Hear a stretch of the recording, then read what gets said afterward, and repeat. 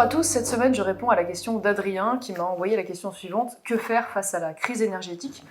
C'est une question à la fois très importante et très complexe qui va nous toucher au quotidien en tant que particulier mais aussi en tant qu'entreprise. Il y a quelques semaines de cela, j'étais au salon du Made in France, j'ai eu l'occasion de rencontrer de nombreux chefs d'entreprise qui m'ont fait part de leur inquiétude et de leur probable incapacité à passer l'hiver si les prix, notamment de l'électricité, continuaient d'augmenter. Je passe également sur les collectivités qui ont de grandes difficultés à assumer ces nouveaux coûts, à même certaines écoles qui ont été contraintes de baisser drastiquement le chauffage, voire de l'éteindre, en laissant parfois les élèves dans des conditions de travail tout à fait déplorables. Et donc, c'est évidemment une question politique majeure. J'ai envie de vous dire qu'il y a plusieurs niveaux de réponse. Une réponse à court terme, immédiate, urgente, et une réponse à moyen terme et à long terme. Évidemment, à court terme, je ne vois pas d'autre solution que de faire peu ou prou ce que fait aujourd'hui le gouvernement, après avoir pris toutes les mauvaises décisions, contraint de prendre des mesures qui s'imposent, à savoir apporter un certain nombre d'aides, de distribution, de chèques ou d'éventuels blocages des prix pour les particuliers comme pour les entreprises. Maintenant, j'ai envie de prendre un petit peu de hauteur et de vous répondre plus largement. Il y a une autre solution qui pourrait être prise notamment au niveau européen, qui est la solution qui a aujourd'hui été adoptée par le Portugal et par l'Espagne, qui consiste à subventionner le prix du gaz qui permet de produire de l'électricité. Vous savez qu'aujourd'hui, il y a une corrélation entre le prix du gaz et le prix de l'électricité, et comme ce gaz est très élevé, eh bien, mécaniquement, le prix de l'électricité est très élevé au niveau européen. Et donc, ce qui est aujourd'hui défendu par une majorité d'États membres, c'est de faire en sorte que ce système soit étendu au niveau européen et qu'ainsi on puisse avoir une baisse générale du prix de l'électricité en subventionnant ce prix du gaz. Problème aujourd'hui, les Allemands s'opposent à cette solution, alors qu'en parallèle, ils ne se dérangent pas pour défendre leurs intérêts nationaux et même violer les traités européens, et en particulier l'acte unique européen, en distribuant près de 200 milliards d'euros d'aide à leurs entreprises. Alors ce qui devrait être fait par la France face à cette situation, c'est d'engager un véritable bras de fer avec l'Allemagne et donc avec la Commission, en prenant la tête d'une fédération de pays qui sont tous d'accord pour défendre cette solution, et donc accepter l'idée qu'il faille bien dorénavant engager un véritable rapport de force avec l'Allemagne plutôt que de s'enfermer dans un espèce d'illusoire couple franco-allemand dans lequel seule la France serait fidèle et amoureuse, tandis que l'Allemagne passerait son temps à regarder ailleurs. Et mais pour cela, encore faut-il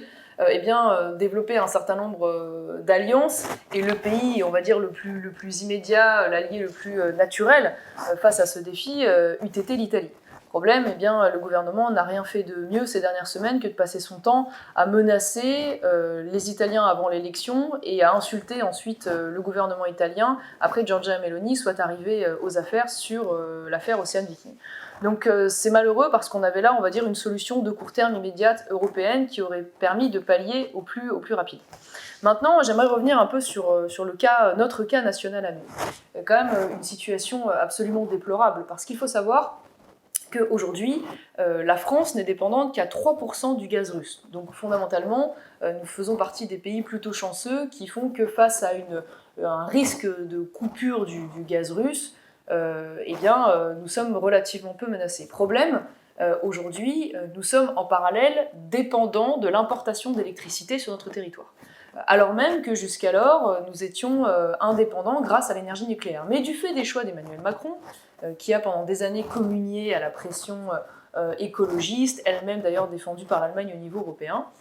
il y a des choix qui ont été faits, et notamment l'idée petit à petit de sortir du nucléaire. Donc je n'y vais pas m'y attarder, mais donc vous le savez, fermer la centrale de Fessenheim, arrêter d'investir massivement dans le bon fonctionnement de ces infrastructures et l'investissement dans la recherche. Et donc aujourd'hui nous sommes patatras dans une situation catastrophique, puisque nous avons un certain nombre de centrales nucléaires qui ne fonctionnent plus, de réacteurs nucléaires qui ne fonctionnent plus, et qui ne vont pas être mis en état de marche tout de suite, et qui nous contraignent même à court terme à réactiver des centrales à charbon dont on connaît pourtant l'impact sur le plan écologique. Et donc en fait, cette situation, finalement assez peu dépendante du gaz russe, mais en même temps en difficulté sur le plan électrique, fait que nous sommes aujourd'hui contraints d'importer de l'électricité, notamment de l'Allemagne, venue de ces centrales à charbon, en échange de quoi nous fournissons du gaz aux Allemands. La situation est telle que nous avons créé cette dépendance vis-à-vis de l'Allemagne qui nous contraint de baisser bien drastiquement et bien plus davantage que ce qui serait utile notre consommation en gaz sur le territoire national.